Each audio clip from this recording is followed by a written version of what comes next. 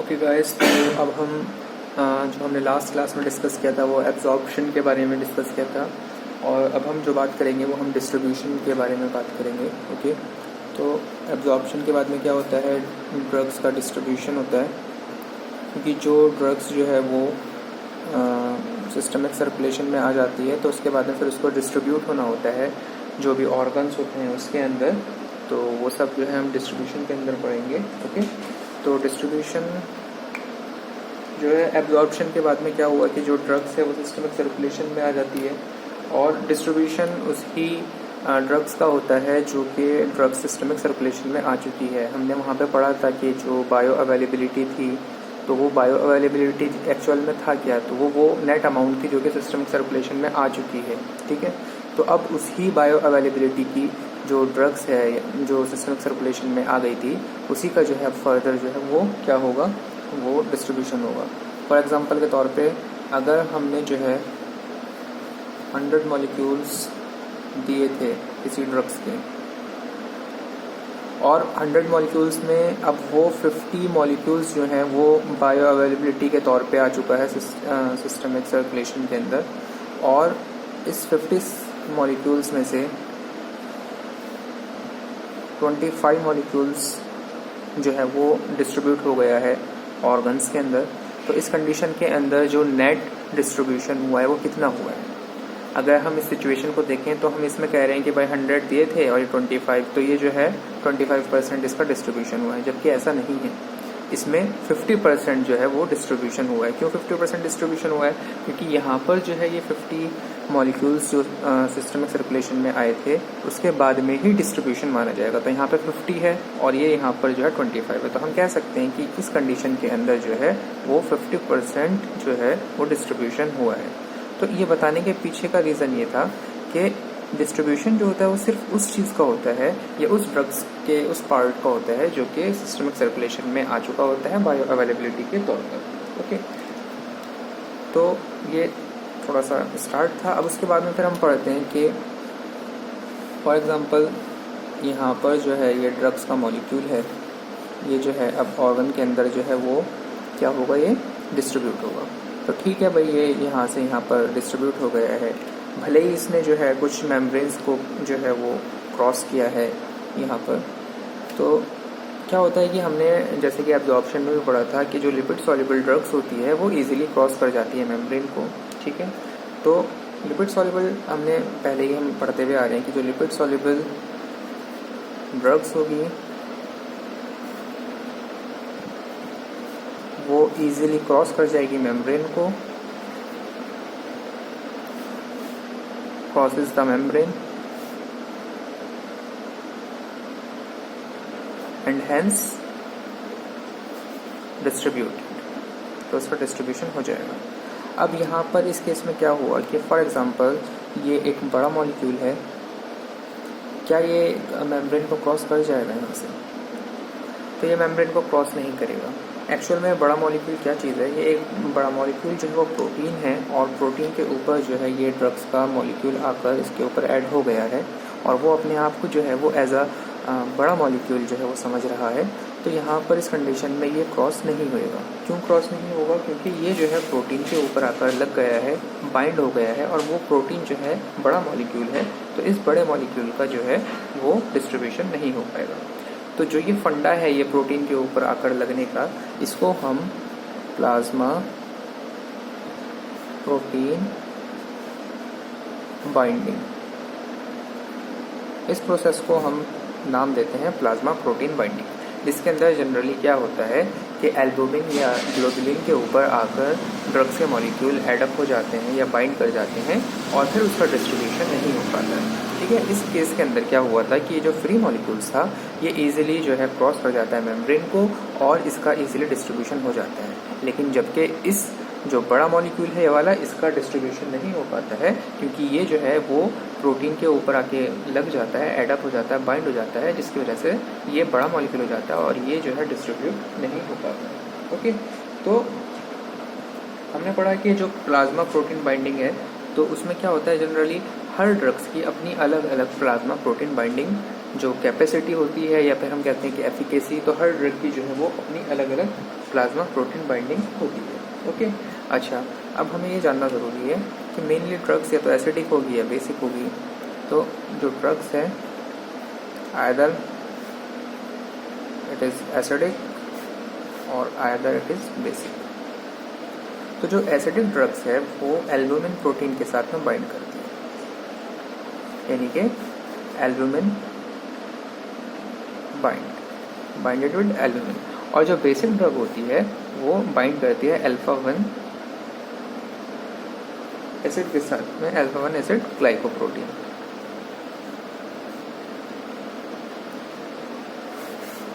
Globulin.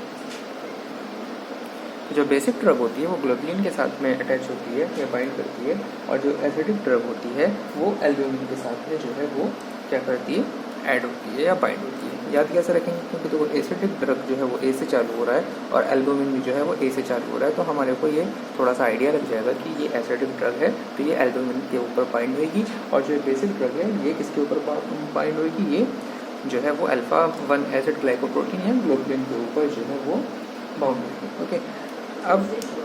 कुछ चीज़ें जो है वो क्या है कि अगर हम बात करें बेसिक ड्रग की, तो जो दवाइयाँ मेनली थोड़ा सा ये जहन में रख लेते हैं कि जो दवाइयाँ एंड हो रही हैं इन से, तो वो मेनली क्या कहलाती हैं, वो बेसिक ड्रग कहलाती हैं। और जो दवाइयाँ जो हैं वो सॉल्ट जो है, जिन दवाइयों का सॉल्ट सोडियम पोटेशियम के साथ में बनते हैं, सोडियम पोटेशियम सॉल्टेड जो मेनली ड्रग्स होती हैं वो आती हैं किस कैटेगरी के अंदर, एसिडिक कैटेगरी के अंदर। ठीक है, तो यहाँ पर हमने पढ़ा कि जिन दवाइयों के लास्ट में ईन आता है वो बेसिक ड्रग की कैटेगरी में आती है, और जिन दवाइयों के जो दवाइयाँ जो हैं वो सोडियम पोटेशियम के साथ में सॉल्ट बनाती हैं वो क्या होती हैं, जनरली वो होती हैं एसिडिक ड्रग्स। ओके, अच्छा, जो प्लाज्मा प्रोटीन बाइंडिंग साइट होती है ये स्पेसिफिक नहीं होती है। कहीं पर भी अगर एसिडिक ड्रग है तो वो एल्बुमिन जो प्रोटीन का पार्टिकल है उसके ऊपर, मॉलिक्यूल है उसके ऊपर कहीं पर भी वो जो है वो लग सकता है, और अगर वो बेसिक ड्रग है तो वो क्या कर सकती है कि जो ग्लोबुलिन है उसके ऊपर कहीं पर भी जाकर जो है वो उससे बाइंड कर सकते हैं। ओके, अब हम इसमें ये पढ़ रहे हैं कि हम ये प्लाज्मा प्रोटीन बाइंडिंग पढ़ते क्यों हैं, मतलब why we studied plasma protein binding, इसकी ज़रूरत क्या है हमें पढ़ने की। तो सबसे पहले हमें जो ज़रूरत पड़ेगी वो कुछ एस्पेक्ट्स, कुछ पॉइंट्स हैं, उनके रिगार्डिंग जो है हम इसको पढ़ेंगे। फॉर एग्जांपल अगर हम बात करें why we studied plasma protein binding, तो इसमें कुछ ऐसे पॉइंट्स हैं कि वो जिनको हम कवर करेंगे इसके ऊपर। ठीक है, जिसमें सबसे पहला जो है वो है distribution.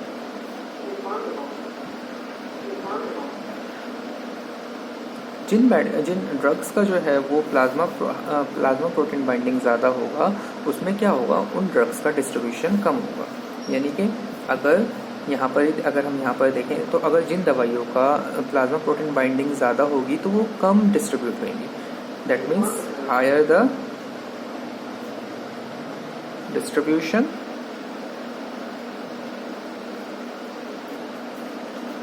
lower will be the higher the plasma protein binding, higher the plasma protein binding, lower will be the distribution। यानी कि जिन दवाइयों की प्लाज्मा प्रोटीन बाइंडिंग जो है वो ज़्यादा होगी तो वो उतना ही कम जो है वो क्या होगा, उसका डिस्ट्रीब्यूशन उतना ही कम होगा। क्योंकि यहाँ पर देखो ना, वो दवाई प्रोटीन के ऊपर बाइंड हो जाएगी तो वो जो है जब उसका डिस्ट्रीब्यूशन ही नहीं होगा तो जाहिर सी बात है कम हो जाएगा उसका डिस्ट्रीब्यूशन, वो अगर ट्रैवल ही नहीं कर पाएगी, मेम्ब्रेन को क्रॉस ही नहीं कर पाएगी, तो उसका जो है वो डिस्ट्रीब्यूशन कम हो जाएगा। क्लियर। फॉर एग्जाम्पल अगर एग्जाम्पल के तौर पर अगर हम कोई एसिडिक ड्रग लाइक वारफेरिन लेते हैं, ठीक है, वारफेरिन की जो प्लाज्मा प्रोटीन बाइंडिंग होती है वो 99% होती है। दैट मीन्स के ये बहुत ज़्यादा इसकी जो है वो प्लाज्मा प्रोटीन बाइंडिंग होती है। अब ये जो है किसी एल्बुमिन के ऊपर आकर जो है फॉर एग्जांपल इसके जो है 99 मॉलिक्यूल्स आकर इस पर बाइंड कर गए, ओनली 1 मॉलिक्यूल ऐसा है कि वो आकर जो है फ्री स्टेट में है और इसका इफेक्ट आ रहा है, जो एक मॉलिक्यूल बचा हुआ है यही इफेक्ट अपना दे रहा है। अब फॉर एग्जांपल कोई पेशेंट था, ये हम एक पेशेंट के ऊपर एग्जांपल ले रहे हैं, तो कोई पेशेंट था जिसको हम वारफेरिन दे रहे थे, अब उसको हो गया है कोई इन्फेक्शन, तो इन्फेक्शन होने के नतीजे में हमने उसकी दूसरी मेडिसिन चालू करी वारफेरिन के साथ में, और वो हो गई सल्फोनामाइड। तो सल्फोनामाइड जनरली क्या एंटीबायोटिक है, इसकी भी क्या है, इस ड्रग्स की भी ये खास बात है कि इसकी भी प्लाज्मा प्रोटीन बाइंडिंग क्या है, बहुत ज़्यादा है। तो इसकी भी क्या है, वारफेरिन की भी प्लाज्मा प्रोटीन बाइंडिंग ज़्यादा थी और इसकी भी जो है प्लाज्मा प्रोटीन बाइंडिंग ज़्यादा है। अब ये जो है ये भी एसिडिक ड्रग है, तो ये आकर जो है वारफेरिन जो एल्बुमिन मॉलिक्यूल है इसके ऊपर आकर जो है ये फाइट करता है कि भाई मुझे भी जो है वो जगह चाहिए, मुझे भी जगह चाहिए। लेकिन क्या है कि सब जगहों पे वारफेरिन जीत रहा था, सिर्फ एक जगह पर क्या हुआ कि ये जो है सल्फोनामाइड जीत गया, और इसने क्या करा कि वारफेरिन के एक मॉलिक्यूल को जो है डिस्प्लेस कर दिया और उसकी जगह पर खुद आकर लग गया। अब जब वारफेरिन का एक मॉलिक्यूल और ज़्यादा हो गया तो यहाँ पर टोटल मॉलिक्यूल कितने हो गए, यहाँ पर टोटल मॉलिक्यूल हो गए 2। जो नॉर्मल इफेक्ट आ रहा था वो एक मॉलिक्यूल से आ रहा था, लेकिन अब क्या हुआ कि वारफेरिन के 2 मॉलिक्यूल हो गए। अब इस 2 मॉलिक्यूल होने की वजह से इसने क्या करा, इस ड्रग्स ने कर दिया टॉक्सिसिटी। ओके, तो यहाँ पर क्या हुआ, यहाँ पर डिस्प्लेसमेंट हो चुका था,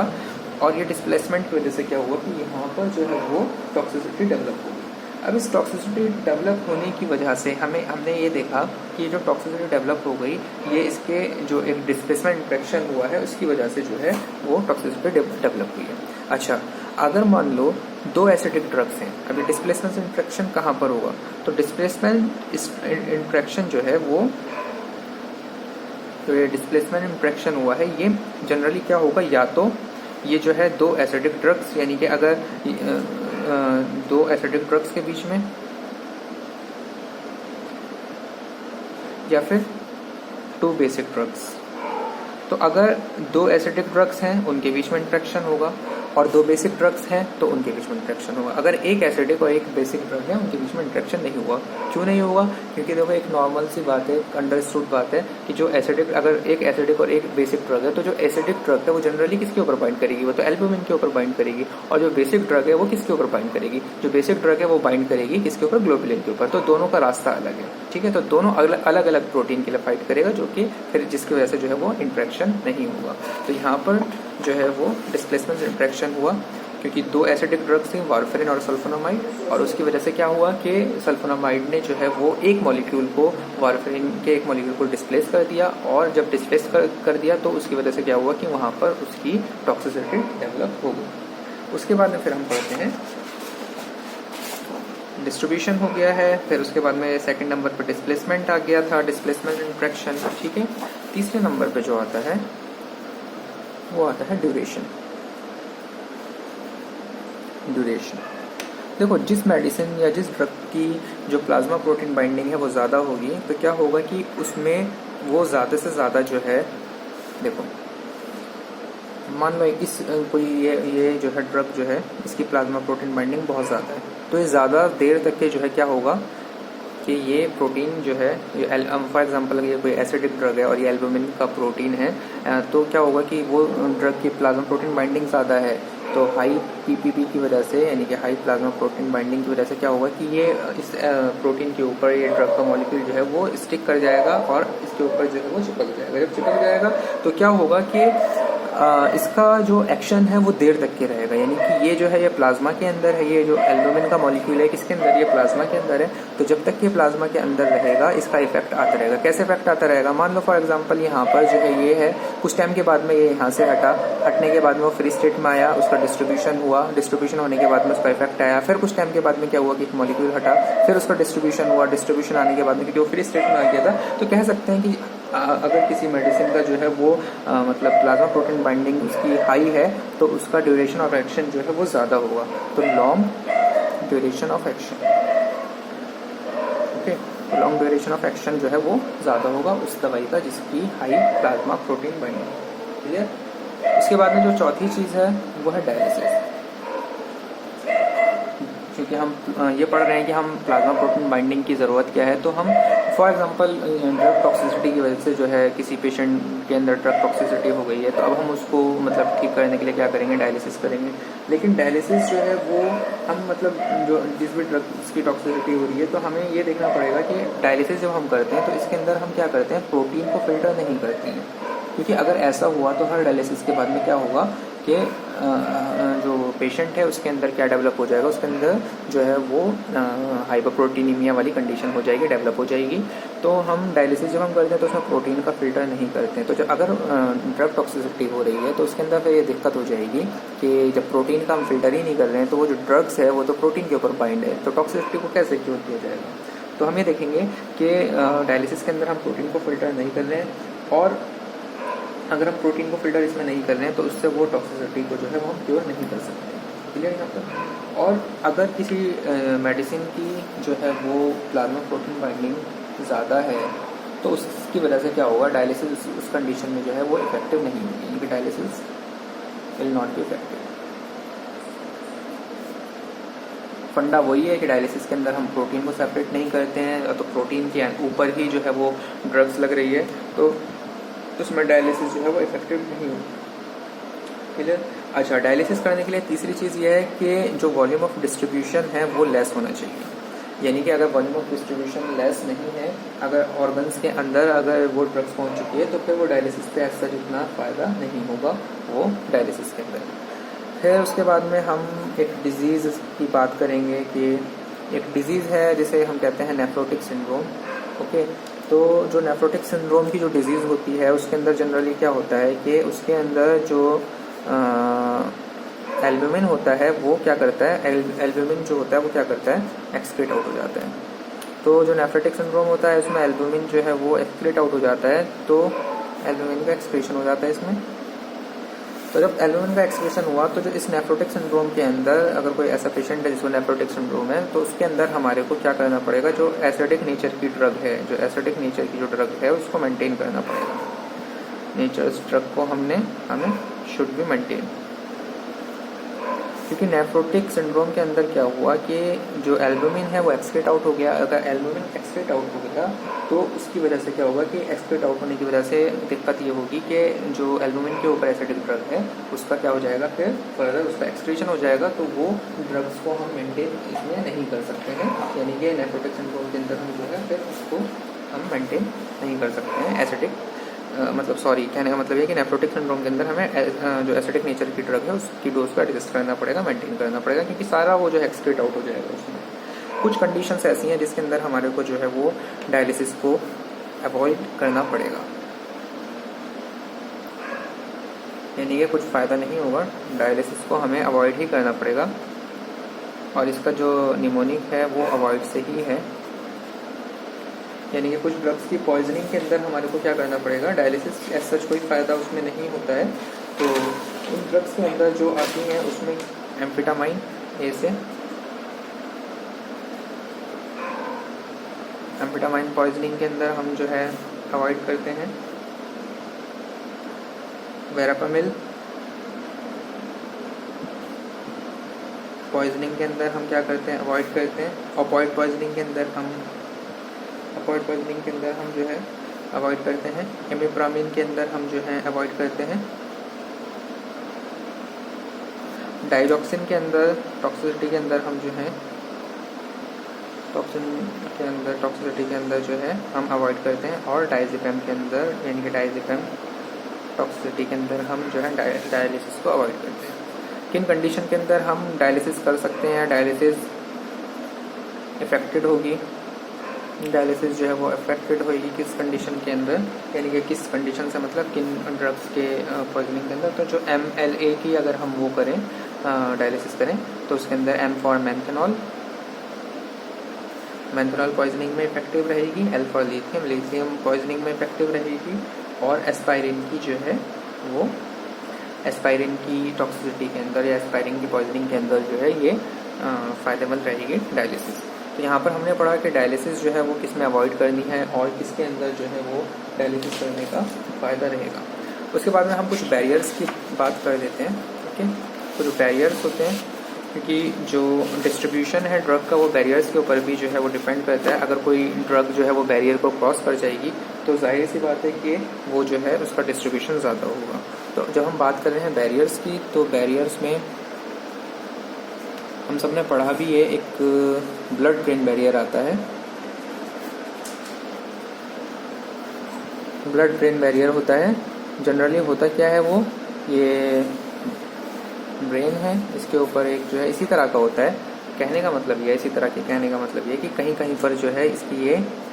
नहीं होता, कहीं कहीं पर ये मतलब ये कवर नहीं होता इस तरह वैसा, और कहीं कहीं पर ये कवर होता है। तो जहाँ पर नहीं होता है उस एरिया को हम कहते हैं सर्कमवेंटिकुलर ऑर्गन। तो जहाँ पर इसकी ये कवरिंग नहीं होती है उस एरिया को हम कहते हैं सर्कमवेंटिकुलर ऑर्गन। यहाँ पर क्या होता है कि इस एरिया के अंदर जो है वो जो ये जो ब्लड ब्रेन बैरियर है यहाँ पर ये एब्सेंट होता है। अब ये कौन कौन से होते हैं, तो मेनली जो इम्पोर्टेंट हैं वो थोड़ा सा देख लेते हैं। तो जो पोस्टीरियर पिट्यूटरी है वो आता है सर्कमवेंटिकुलर ऑर्गन के अंदर, एक एरिया पोस्ट्रीमा, उसके बाद में ऑर्गेनम वस्कुलोमा, उसके बाद में एक CTZ आता है। CTZ जो है जनरली यहाँ पर होता है, और ये जो करता है ये अभी मैं बताता हूँ आगे कि क्या करता है। ये क्या है, CTZ सेंटर है। तो CTZ क्या है, chemoreceptor trigger zone, chemoreceptor trigger zone. Generally mainly ये सर्कमवेंटिकुलर ऑर्गन है, ये कुछ जो कि है, ठीक है। अच्छा, कोई भी मेडिसिन है जिसको यहाँ पे आना है तो उसको जो है इस ब्रेन बैरियर को जो है वो क्रॉस करना पड़ेगा अगर वो इस जगह तक के पहुँच रही है। लेकिन यहाँ पर जो मैंने बताया कि जो सर्कमवेंटिकुलर ऑर्गन है उसके अंदर एज सच कोई ब्लड ब्रेन बैरियर नहीं होता है, और यहाँ पर कोई भी मेडिसिन जो है आ जाती है। यही रीज़न है कि जब वाइवा में सवाल किया जाता है, हम मतलब मेनली जो क्वेश्चन भी किया जाता है कि इस दवाई का साइड इफेक्ट क्या बताओ, तो हम एकदम से बोल देते हैं कि नॉशिया, वोमिटिंग, डायरिया। तो जो CTZ सेंटर है ये क्या है, ये जब स्टिमुलेट होता है तो इसके स्टिमुलेट होने की वजह से क्या होता है, वोमिटिंग हो जाती है। ओके, तो जो CTZ सेंटर है ये क्या करता है, ये वोमिटिंग को कॉज करता है। तो कोई भी मेडिसिन है, जाहिर सी बात है यहाँ तक के तो वो मेडिसिन आ जाएगी इस एरिया के अंदर, तो आराम से आ जाएगी। और यहाँ पर क्या है, CTZ सेंटर है, तो CTZ सेंटर क्या करा कि जो कीमोरिसेप्टर ट्रिगर जोन है ये स्टिमुलेट हो जाता है। इसके स्टिमुलेट होने की वजह से क्या होता है, इसके स्टिमुलेट होने की वजह से फिर जो है वो वोमिटिंग होने लगती है। ओके, अच्छा, कुछ क्वेश्चन ये भी आ जाते हैं कि जो है वो ऐसी कौन सी ड्रग है जो मतलब वोमिटिंग कॉज नहीं करती। तो हमें हमेशा से ध्यान रखना पड़ेगा कि जो वोमिटिंग को बचा रही है, कि जो एंटी वोमिटिंग ड्रग है वो कभी भी वोमिटिंग कॉज नहीं करेगी, प्लस जो एंटी साइकोटिक ड्रग है वो भी कभी क्या करेगी, वो भी कभी जो है वो वोमिटिंग कॉज नहीं करेगी। तो जो एंटी एमेटिक ड्रग होती है और जो एंटी साइकोटिक ड्रग होती है, इन दवाइयों का जो है वो कोई वोमिटिंग को लेकर कोई एज सच इनका इफेक्ट नहीं होता है, या फिर ये जो है वो वोमिटिंग कॉज नहीं करती है, जनरली डू नॉट कॉज